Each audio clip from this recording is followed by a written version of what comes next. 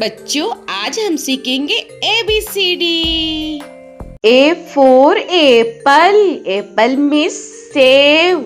A for apple. Apple means save. B for ball. Ball means gend. B for ball. Ball means gend. C for cat.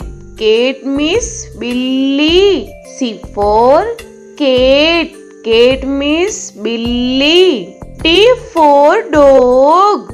Dog means kutta. D for dog. Dog means kutta. E for elephant. Elephant means hathi. E for elephant. Elephant means hathi. F for fish. Fish means machli. F for fish. Fish means machli. G for grapes. Grapes means angur. G for grapes. Grapes means angur. H for hen. Hen means murgi. H for hen. Hen means murgi. I for ice cream. Ice cream means ice cream. I for ice cream. Ice cream means ice cream. J for jug. Jug means jug.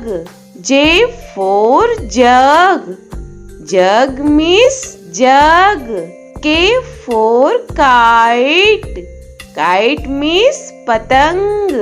K for kite. Kite means patang. L for lion. Lion means sher. L for lion. Lion means sher. M for monkey. Monkey means bandar. M for monkey. Monkey means bandar. N for nest. Nest means ghosla. N for nest. Nest means ghosla. O for orange. Orange means santra. O for orange. Orange means santra. P for peacock. Peacock means more. P for peacock. Peacock means more. Q for queen.